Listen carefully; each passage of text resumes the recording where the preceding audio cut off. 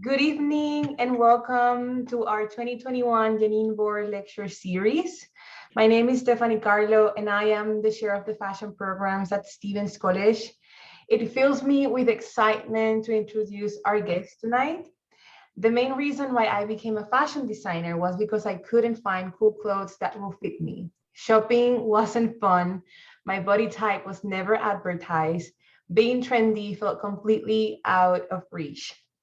It was a moment of pure joy when I found Universal Standard. I remember scrolling through my Instagram on following unrealistic expectations for myself and following more people that looked like me. And there it was, this amazing post that said, "We all need denim. Now all of us can wear it comfortably. Sizes 00 to size 40. It was on June 15, 2019. I remember because I shared in my stories and the brand reacted to it, which really made my day. This brand made me feel comfortable in my own skin and I was finally feeling represented. I was also happy to see people with different body types feeling so empowered with their clothes and looking beautiful in their skin. For this reason and many more, I'm excited to introduce our Jeannene Booher Fashion Lecture Series guest, Alexandra Waldman, co-founder and creative director of Universal Standard. Universal Standard is a company she started with her business partner and friend, Paulina Wexler. When they set out to close the infamous size gap in the fashion industry by creating a brand of uniquely modern essentials for women of all sizes. At Universal Standard, Alexandra develops the creative vision for the brand and oversees both the designs of all collections and the overall visual direction of the brand. The goal for the brand remains to change the way fashion looks at women and the way women look at fashion. Before starting Universal Standard, Alexandra lived and worked abroad as a journalist and marketing professional. Her editorial and journalism work included writing for publications such as Vice, Women's Wear Daily, International Beauty Report, and the Japan Times, among many others. She spent 16 years abroad in Tokyo as a fashion, arts, and entertainment newspaper editor, in Paris as a writer, and most recently in Moscow as the global head of marketing for a large international financial firm. Alexandra received her Bachelor's of Arts in English Literature and Comparative Linguistics from Carleton University in Ottawa, Canada, and speaks several languages, including English, Russian, French, and Japanese. Alexandra will be interviewed by our very own Leigh Ann Barnett. Leigh Ann is a multifaceted creative that focuses on telling and creating stories that help people discover more about themselves and the world around them. Combining her love of fashion and film, Leigh Ann will be completing her degree in fashion communication with a minor in digital film next week. Leigh Ann is also the editor-in-chief for Students Life, our student-run magazine. Now, without further ado, let the lecture begin. Welcome, Alexandra. Thank you very much. I'm very happy to be here.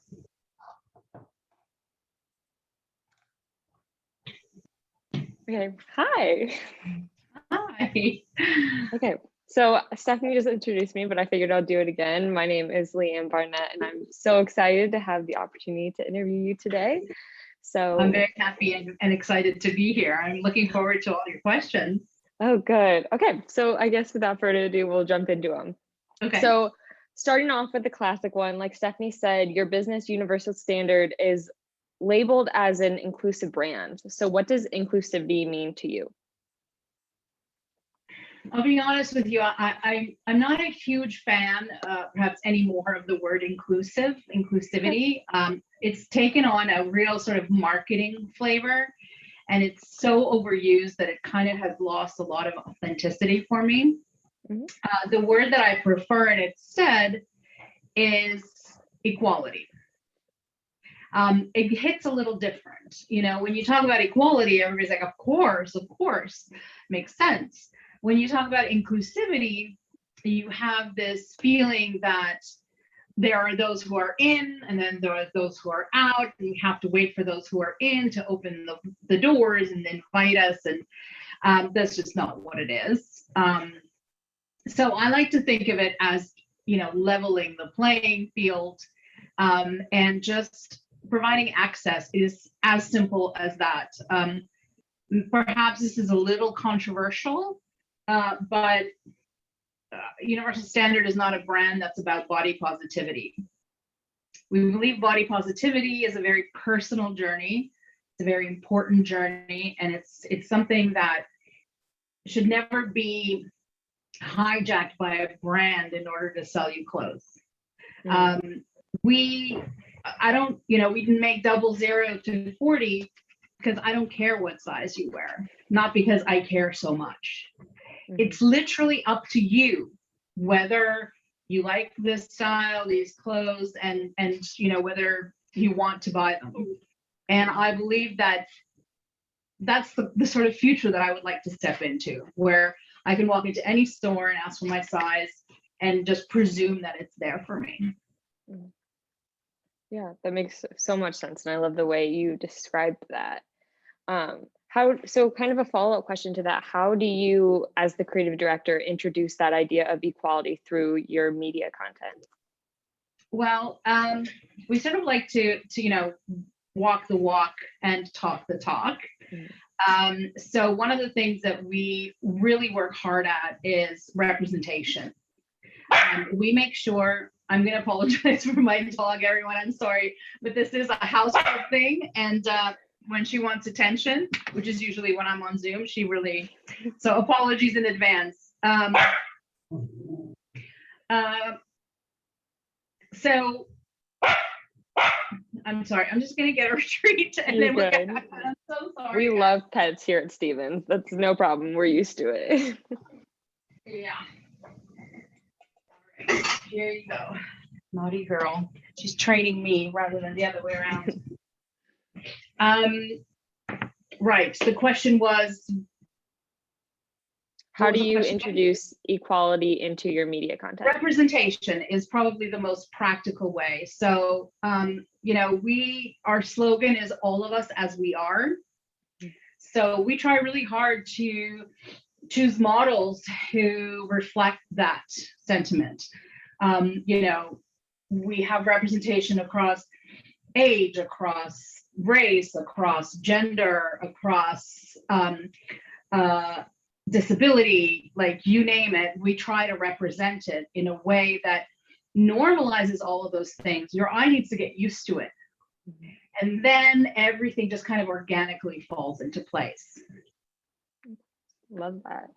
And so one of the questions I have was there a final push or a final moment where you just felt like, yeah, okay, there needs to be a brand like what is now Universal Standards? Was there a moment like that? Yeah, I mean, I have about a million of them. And they range from crying in the stairwell of department stores to going to a meeting with Karl Lagerfeld wearing a men's Gap shirt, trying to pass it off as something cool because I absolutely had no other options. So I have been through every level and every indignity. This is really what it's about. It's about dignity. When the world is telling you constantly, and there's a white noise constantly present that says, this is not for you. You are not part of this. This is for better people. This is for people who deserve it. It's bred in the bone to a degree. And then you don't need someone to beat you with that stick. You beat yourself with that stick. So we thought, instead of trying to be preachy and tell people how to feel about their bodies, why don't we just make the clothes and then let them decide how they feel about themselves? That's great. And I think something I see a lot nowadays is that idea of clothes fitting you and not you fitting your clothes. And that idea of like sizing is strange. It's a very strange concept. And very strange, yeah. Yeah. And I know you guys have a program on your website to try and combat the crazy world of sizing. Could you explain a little bit about the idea behind that? Yeah, so we have two things. One is we decided to actually understand the sense behind sizing because it didn't make any to us. And we looked at, rather than looking at historical sizing, we actually looked at present population. And a medium should represent the medium of the population. And we knew that to be an 1820 versus the 810 that the fashion industry would have you believe. An 810 in the United States is not a medium. So once we put the M in that 1820 space, everything fell brilliantly into place. It was even on either side from 00 all the way to 40, and it just rolled away. So that was the first thing we did. And then we started getting comments like, oh my God, I haven't been a medium since I was in college. And we were like, well, you just haven't been called a medium maybe. But so there was a kind of a delight to it. But oddly enough, this was not vanity. It was actually representing, the size division in our society and how it was layered accurately. The other thing that we did, which I don't think any other brand has done, not before, not since, we're trying to sort of popularize this, is when we're primarily a direct-to-consumer business, so everything that we sell is sold through the interface of the computer. But we always had showrooms where people could come in and feel the fabric and try things on and know what size they are before they go to the computer to buy. Yeah. And in those interactions, we saw so much. We learned so much. And one of the things that we learned and saw was that a lot of women have a very problematic relationship with their own reflection. And what it leads them to do is to make poor choices. So, they will look in the mirror and they'll be like, okay, that's me now, but I'm going to change. There's going to be a better me. And it's just around the corner because I became a vegan yesterday. So I'm going to be Naomi Campbell in 2 months. You just wait and see. Or I started yoga. Like, I don't know, like we all have those thoughts, or this doesn't fit me now, but it will, or the opposite. Like, I can't buy that. I got to buy something 3 times too big because, it's got to swallow me up. So we thought, wow, this was such a common thing. And the irony is that I know I had always felt it. I just didn't realize what a common feeling it was for women until I saw it play out in our showrooms. So we thought, what do we do? How do we convince people to buy for the size they actually are at the moment? And what we came up with was buy what fits you perfectly right now. And then take a year. Wear this as much as you want for an entire year. And if you should go up in size, if you should go down in size, just send it back and we will send you a brand new one for free. And at first everyone went, wait, what's the catch? What do I have to actually do? And we're like, there's no catch. Just be at peace with yourself. And ironically, it's when everything fits you and you look your best, that's when change happens. It's not when, there's a pair of jeans lying somewhere in your closet mocking you because, you never got this small again. That's not when change happens. Change happens when you feel strong and you feel good. So we started this program, and because the clothes are not fast fashion, they were coming back to us, in great shape. So we would launder them, and then we agreed to work with 2 charities. One that is part of the Coalition for the Homeless called First Step, and the other is Dress for Success. And we made sure that we funneled all of those gently used pieces to women who really needed them, who were going back into the workforce and walking into these places to have some sort of assistance with wardrobe and just couldn't find anything in their size. I mean, it's not enough when you have the money and you can walk into a store and not find it. Imagine, going to a place when you need some extra help and not finding it. It's just, it's awful. I was keeping it out of landfills. It just made so much sense. It was the circular little elegant solution. So we knew we had something. Yeah. And I love that you work with charities. Like you said, it's a nice way to kind of close that ever moving loop that is in fashion. And it's just like, either you're always buying and then you're always throwing away. And it's a really good way to recycle and try to cut down on that waste. But you have to have the kind of, sorry, come on, Demi, you have to have the kind of clothes that can stand, the use. You can't buy something that's fast fashion because you're going to wash it 3 or 4 times, and then you're going to relegate it to your, that t-shirt's going into the sleeping t-shirts drawer, right? We all have one of those. I'm going to sleep in that. I'll never wear it out again. So it has to be good quality clothing. It saves you so much more money, Gracie. Honey, shush. It saves you so much more money when you buy something that's good quality and wear it for years. I mean, our grandmothers used to pass things on to our mothers. Can you imagine that happening now? I mean, you go in and you buy something that costs less than a sandwich. Problem number 1, you should be checking yourself and going, why does this t-shirt cost $4.99 and the sandwich costs $6.99 or whatever it is? Because somebody paid the price. And, it's probably some woman working 18 hours, 16 hours.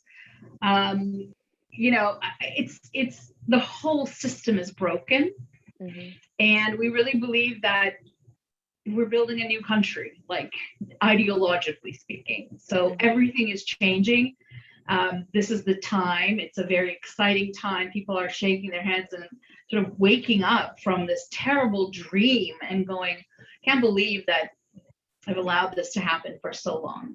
And change is coming, and we want this to be part of the change.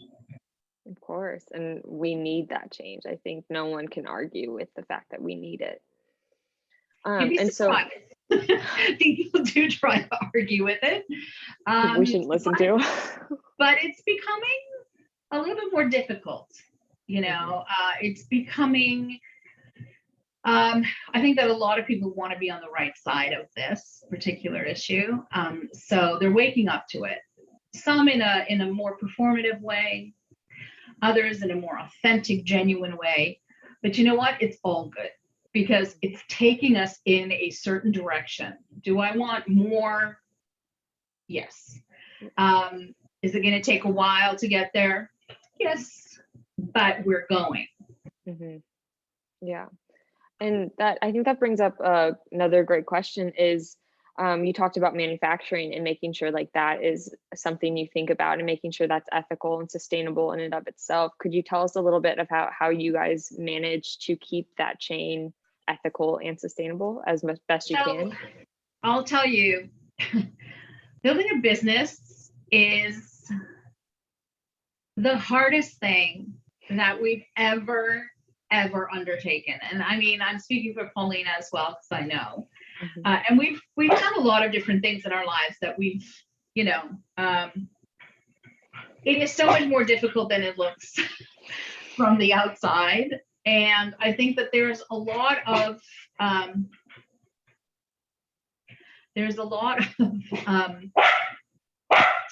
sort of white lies that happen because you are constantly balancing between surviving and doing what you need to do.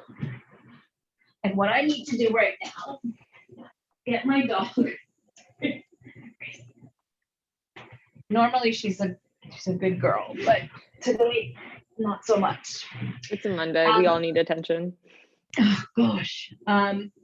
Anyways, so where were we?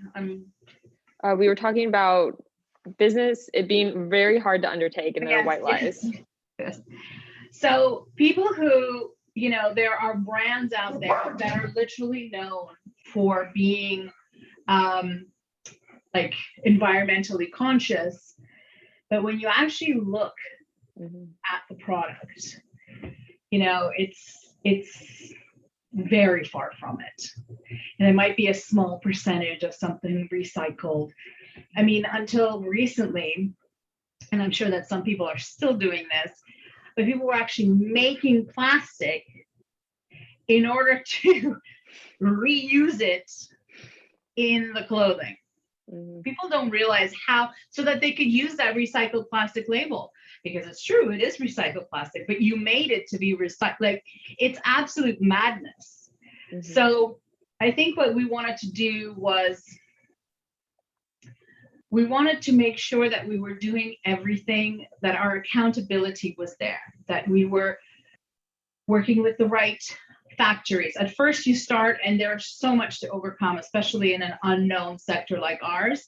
When we went to China and said, you know, we'd like to make a size 36, they were like, what is that? What does that even mean? Like, they just had no capacity for understanding the humans that exist in that size.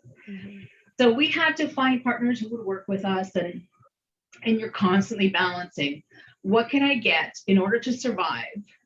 And what can I get to in order to make the changes that I really want to make? So we've been around for 5.5 years. And for those 5.5 years, every year we crank it up. So we started, the one thing that was absolutely not negotiable from the very beginning was how people were treated in the factories that we worked with. Then once we made product that we knew was great quality in terms of lasting, in terms of, sometimes they start from the thread up.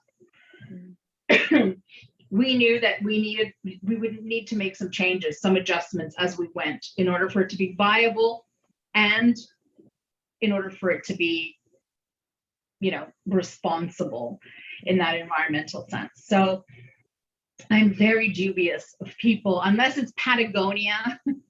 I'm dubious of brands that say, oh yeah, we're, you know, 100%. I think brands that are honest are saying, you know, we use this and we use that, and we make sure that this is right, and we make sure that, and we're constantly getting better and better and better, and that is our North Star. We will get to the point where everything is exactly as it should be. But any new business in particular, and frankly old business as well, changing gears is very difficult. You have to be responsible in order to survive, and then become the brand that you can be holistically. That also makes a lot of sense, taking the little steps at a time, what you can do. And sometimes they're big steps, sometimes they're smaller steps, you know. So you're constantly, like, every 5 seconds you're choosing a path for yourself as a brand. That's amazing. And then you also mentioned Paulina, and I wanted to ask you, at Stevens, we have a lot of projects and there's a lot of group work, and a lot of us have our friends here. And so what are 3 tips you have for working with someone that is your friend? Make sure they're smarter than you are. Make sure you have, this is the most important thing. I mean, Paulina and I, quite frankly, we could not be more different as 2 human beings. I mean, she is the Excel spreadsheet equivalent of a human being, and I'm the Photoshop equivalent of a human being. And we have, like, the things we know, the things that interest us, we could not be more different. But there's one thing that we have in common, and it is the most important thing. We have the same values. Really, truly, deeply the same values. We were brought up in similar ways. We believe in similar things. We have very different strengths, but I know that I can trust her completely. And I think she feels the same way about me. And I'll be honest with you, when we first started and we started thinking about raising money, going out into the world and saying there were 2 of us was not an inducement for people to give us money, because those relationships so rarely survive the pressure. The pressure is unbelievable. especially once you start hiring people, because you're not just responsible to yourself, you're responsible to the people who work for you, their families, you know. There's the first, you know, we've been around for 5.5 years, so I could say the first 5.5 years are really, really tough. But, you know, you start to see things looking up and changing, and you learn so much. You know, I mean, the way we got into this, neither of us knew a thing about this industry. I mean, I was a fashion journalist, so I understood what fashion, capital F fashion was. You know, but Paulina had spent like 4 years across the African continent, dealing in commodities and real estate and agriculture. Like, she had like zero experience with fashion. And, you know, when we started all of this, we had to really fake it till we make it. And that's another piece of advice that I would give. When you're going to work with a friend, make sure they're smarter than you, make sure you have the same values, make sure that they have the courage to believe that things are going to keep getting better and better. I love that. Good advice. Always having someone who's smarter, but then you have to decide who's the smarter one. That's why it's great that we have such completely different, you know, focuses. For sure. And then you mentioned your background in writing, which I love because I'm a fashion communication major and we focus a lot on journalism. And, you know, we have a lot of different majors at Stevens in the fashion department who aren't designers. And so I wanted to ask, with your background in writing and journalism, how do you think the writers of the fashion industry can help shape a more diverse and equal world when it comes to fashion? Look, I'm going to use Nike's slogan, just do it. Just do it. It's as simple as that. You know, there are different kinds of fashion journalists. There are fashion journalists who are fashionistas, you know, the girls with the ponytails and the glossy whatever, and not to take anything away from them, but, you know, they're fashion fans and they have gone into the fashion industry because they, you know, whatever. And then there are really serious journalists, you know, like Robin Givon, for example, you know, the only fashion critic who has ever gotten a Pulitzer Prize for her journalism about fashion. That's very impressive. And when you talk to her as a journalist, it's like being in another world, you know. And then when you're talking to somebody who's writing for, you know, an e-zine or, you know, some platform that is very respectable, but, you know, it doesn't, you can see that this person, you know, doesn't know the history of fashion, doesn't understand the gravitas that it brings with it, because it goes beyond clothes. You know, this is the armor that we wear into the world. This is how we show the world who we are. And when you're not allowed to do that in a way that you feel represents you, you know, that's tough. Yeah, it is. And I always talk about how fashion is, you know, it's a form of self-expression, and that a lot of the time self-expression looks different to everyone. And I think, you know, for so long, fashion has been gatekept about what is fashion or what should be fashion.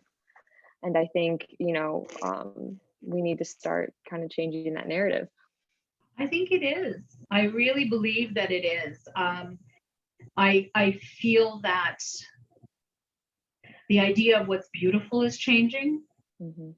It's becoming much more interesting and much more diverse and much more broad. And it's so exciting. And, you know, to the point where a journalist asked me a while ago, if everyone is beautiful, then what is beauty? It's nothing. I mean, it's just, you know, there has to be somebody who's not beautiful in order for somebody beautiful to exist. And what does this new beautiful mean? And I honestly think that it's like you get this incredible bouquet from some amazing floral salon in New York, and everything is perfection to the point where you're like, oh, how can people do this with these flowers? And then you go to a field in bloom and you gather an armful of the most beautiful, they're all different heights and they're all different colors, and some of them are a little wonky, but that bouquet is at least as breathtaking as anything that comes out of, a prefab salon. And that's, to me, like, that's how both can be beautiful. Absolutely. I love that. I love that so much. Thank you for sharing that. And kind of switching gears once again, you've had the amazing opportunity to live overseas in places like Tokyo, Paris, and Moscow. How did these cities shape the way that you approach your job as a creative director for your business? Well, I mean, I'm a very visual person, so for me, it was very important to actually just see the tremendous difference in what's considered beautiful, and what's considered, worthy of an admiring gaze. That is really different. Sometimes it's shocking. Sometimes you're like, yeah, makes sense. But every once in a while, you will see something that just takes your breath away that you had not thought about. For example, when I lived in Japan, the Japanese have something, it's a concept called Wabi-Sabi. I don't know how many people know offhand what that is. It's very hard to describe. Even a Japanese person has a lot of trouble describing it. But I would describe it as the beauty of something ugly. Something that's broken, or something that's been fixed, or something that's crooked, or something that's peeling. There is a whole other beauty in that if you know how to look at it.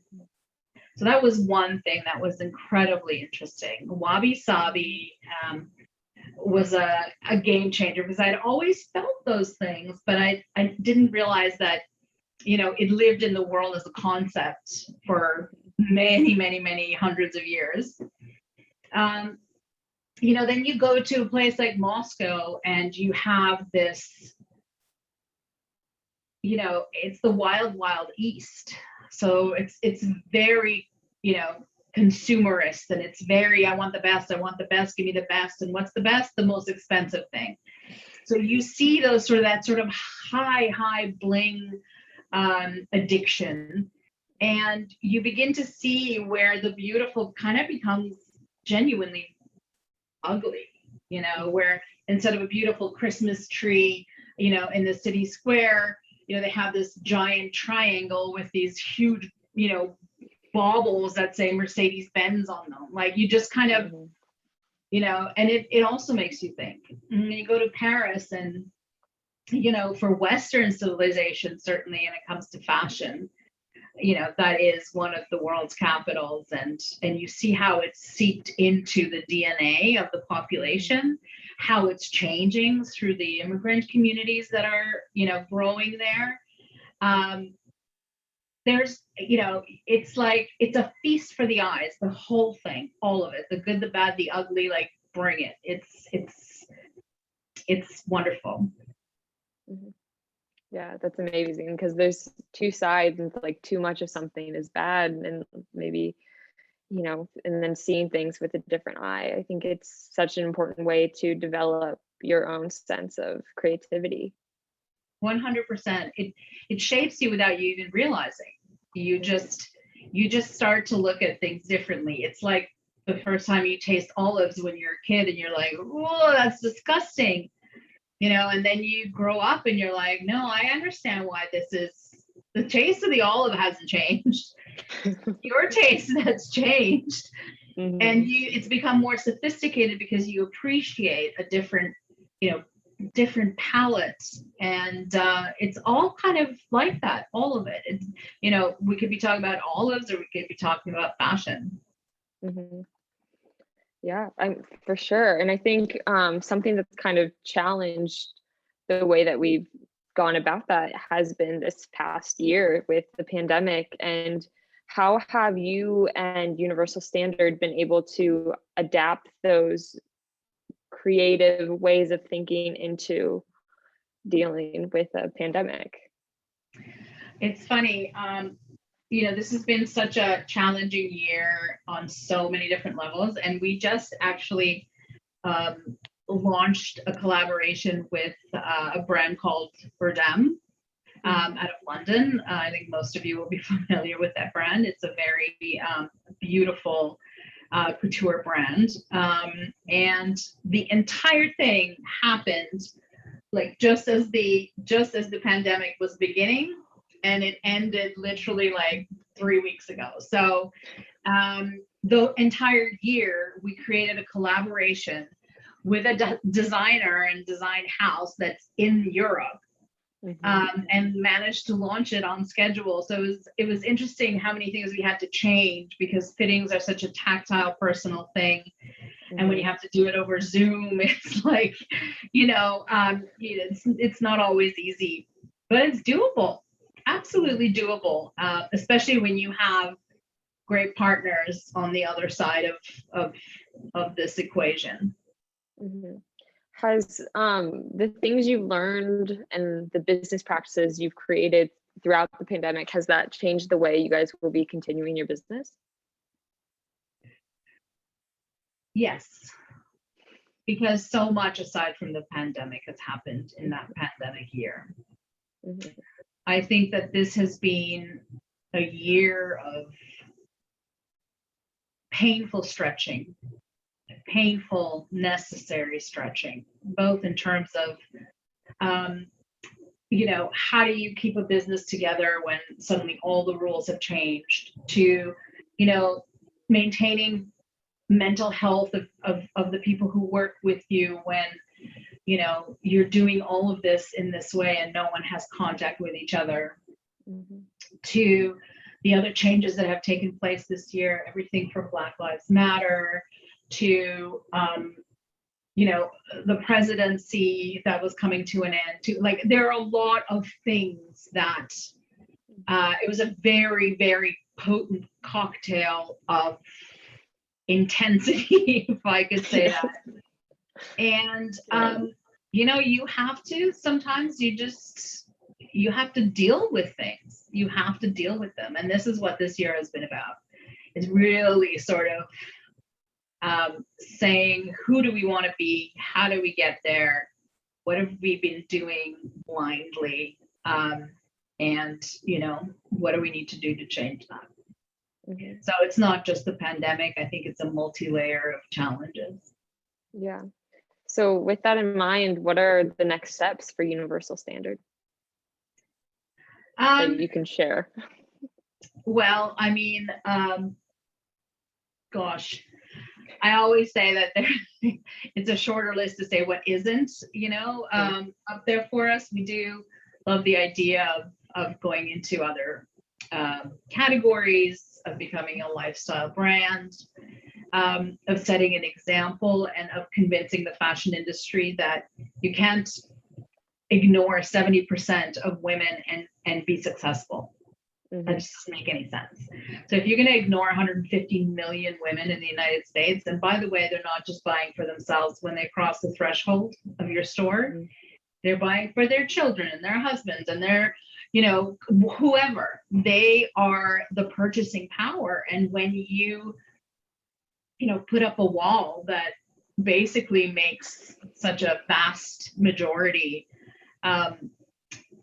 unworthy of your designs, you're really kicking yourself, in the foot. Is that so shooting yourself, kicking yourself in the foot, shooting yourself in the foot. Yeah. Awesome. And then my final question, there are quite a few of us who are on this call right now who are leaving the safety of our college bubble in just a few weeks. And as you left the security of your previous job before jumping off into this amazing venture of Universal Standard, what advice do you have for those of us who are jumping into the unknown? Okay, so several things, guys. Definitely fake it till you make it. Definitely fake it till you make it. I will tell you a story that is 100% true. When we started, we knew absolutely nothing how things worked or how you did anything. And we literally, the way we started, we went to Bloomingdale's and we would find like, wow, this is a really nice t-shirt fabric. Where did this brand make it? And, you know, it'd say made in Peru. And we're like, a lot of these cotton t-shirts are coming from Peru. So we called the Peru Chamber of Commerce and we said, hi, we're a new brand. We're really interested in making t-shirts. We're wondering if you could, you know, and they said, oh, great. Good luck to you. Bye. And we waited 2 weeks and we called back and we said, we're an American brand. You know, we're getting a little bit too big for our britches here. We really need to save some money and produce somewhere. We hear Peru has the best. They flew us to Peru, put us up in a hotel, and we went to Peru Moda, and we still work with 2 of the factories that they introduced us to them. Of course, the jig was up because we didn't understand anything they were saying to us. You know, they were saying this and grading and grading and this and grading. And Paulina and I have no idea what grading means. I mean, this is the zero at which we were. I'm not kidding you. We're sitting in a meeting room in, you know, an office of a factory in Peru with 4 middle-aged men who have done this all their lives. They're like, what are your grading rules and how do you expect to do this? And Paulina goes, you keep saying grading. You know, what does that mean exactly? You know, so that was it. I mean, they obviously knew that we were absolutely at zero, but to their credit, they saw that extended sizing and, you know, inclusivity in terms of sizing was probably not a bad idea. And we started working with them. We still work with them to this day. So fake it till you make it is number 1. Don't ask, don't get is number 2. In other words, I'm always shy to ask people for things. I'm always like, oh God, that's, you know, I feel so. Paulina's like, don't ask, don't get. And she is always right. You make that request. It's awkward at first. You get better as you go. But it's really lovely to see how many people are willing to give you a helping hand if you just ask. You know, whether it's a coffee with someone who can sit down with you for 20 minutes and just tell you whatever you want to know, or whether it's, you know, somebody who's going to introduce you to the right PR agency once you get to a certain level, or somebody, you know, we stepped into this, we knew no one and nothing.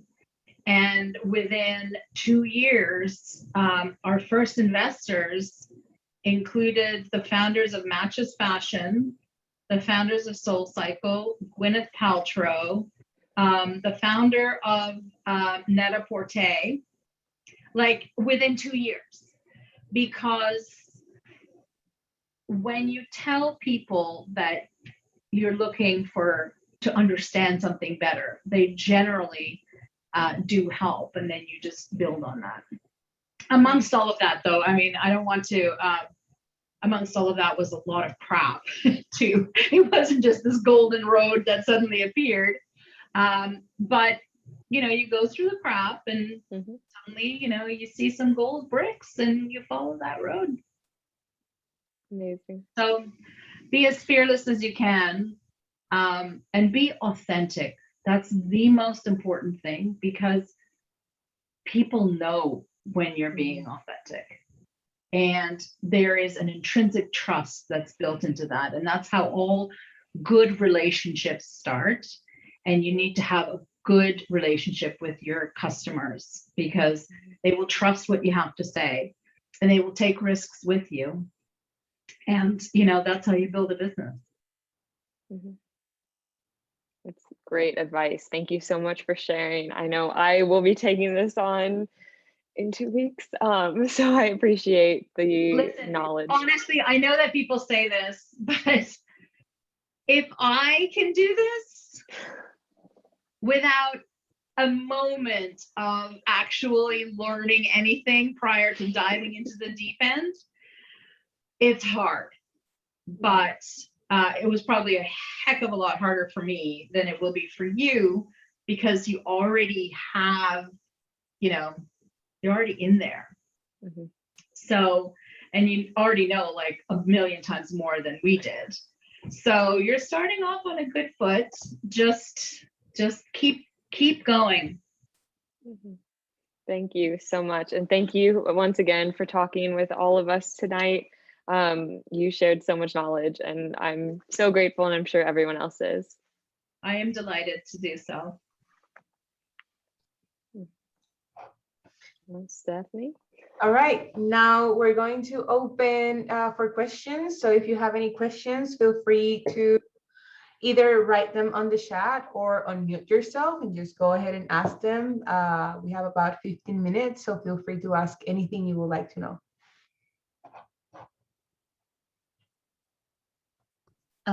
Hi, my name is Celine. I would have used my video, but sadly there's a problem with my camera. No problem. Out of curiosity, have you ever felt the urge to, I don't know, give up? Because the way you described how hard it was to get where you are, it feels like you had to go through a lot. And the answer to that is every single day. But this is why it's really great to have two of us, because we're constantly like pulling the other one out of that quagmire, and going, it's okay, it'll be okay. This is small stuff. It's, those 2 comments on Instagram, I won't see the 150 positive comments. I will fixate on those 2 terrible ones, and they will ruin my day.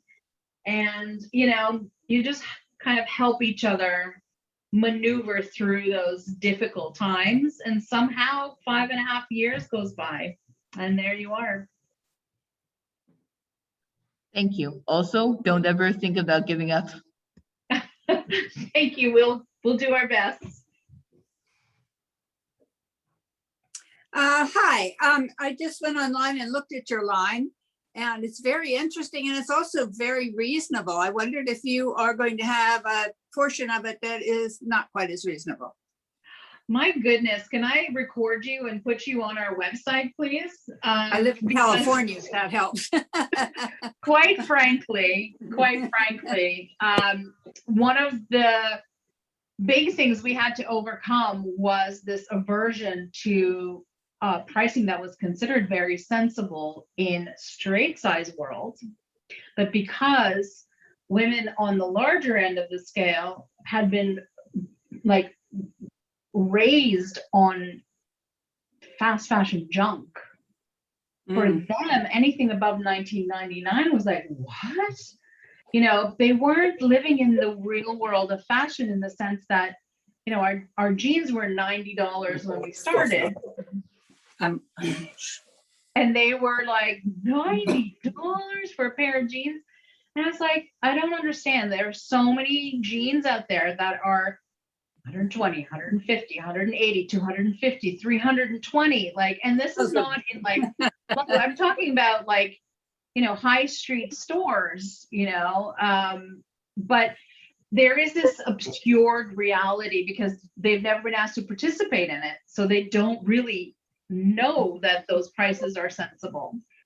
And so a certain amount of re-education also happens with the client.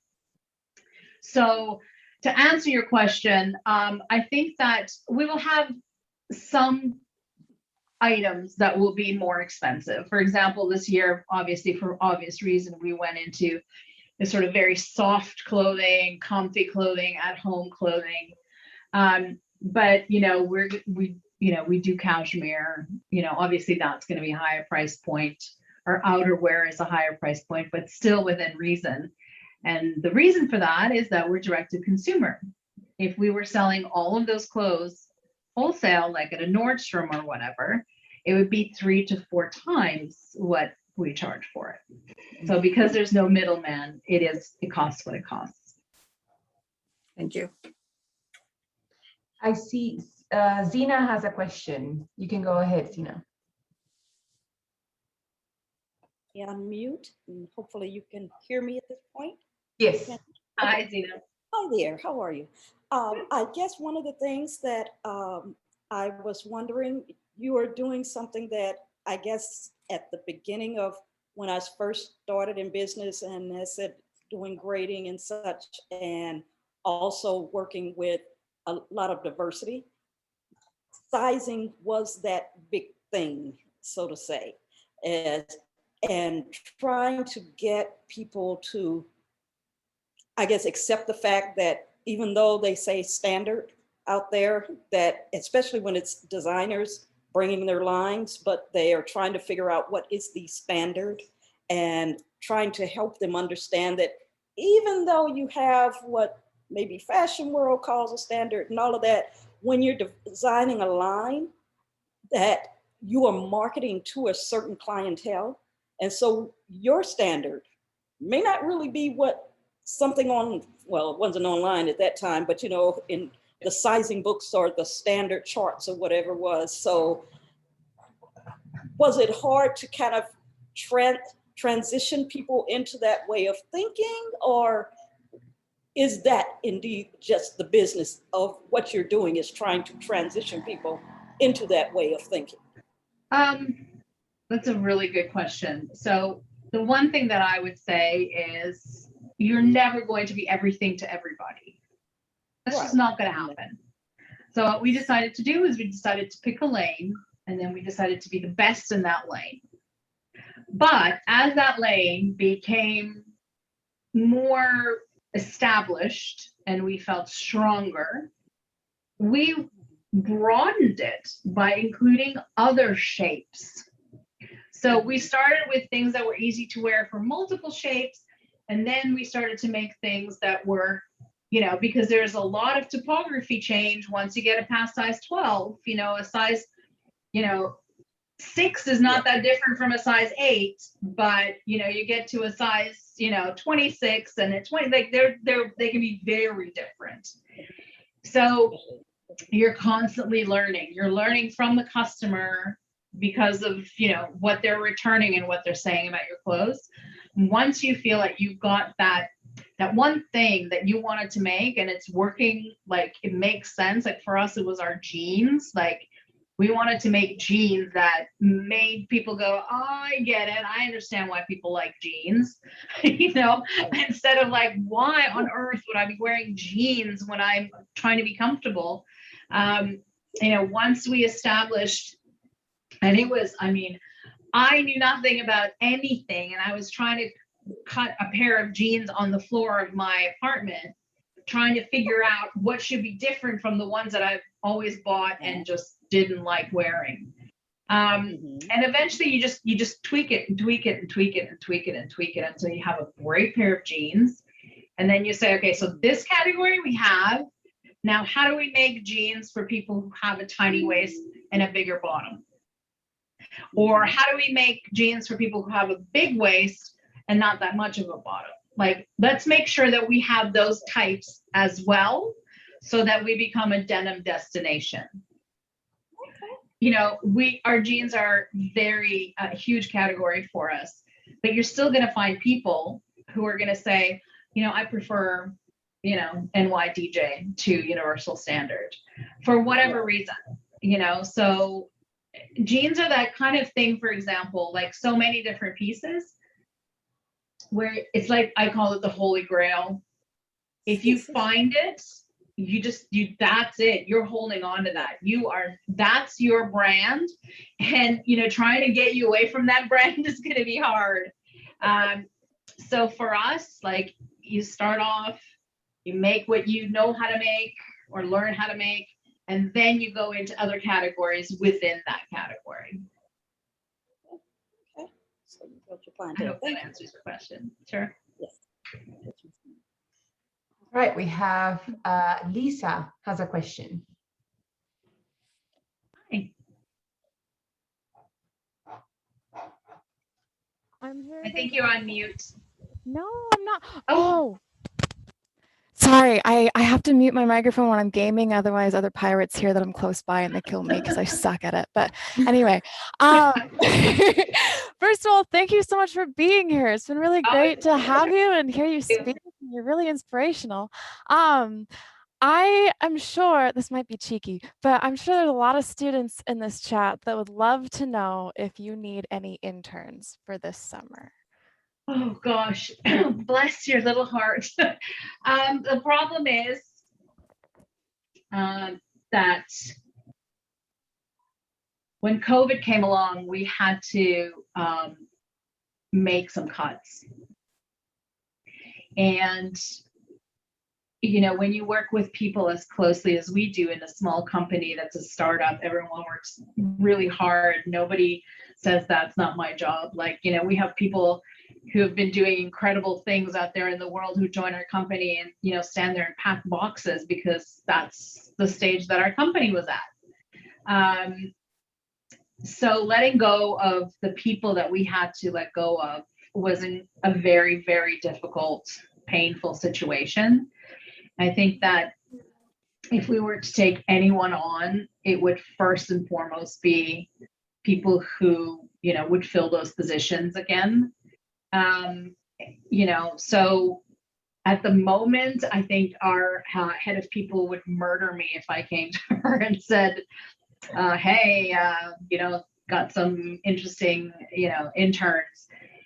Because we really, we work way too hard and all of us do 3 jobs and it would be so much nicer to have extra hands. But until we can hire people back for those positions, we probably won't be bringing anyone on board. Totally understandable. I just had to ask. Thank you. But thanks for asking. Yeah, Of course.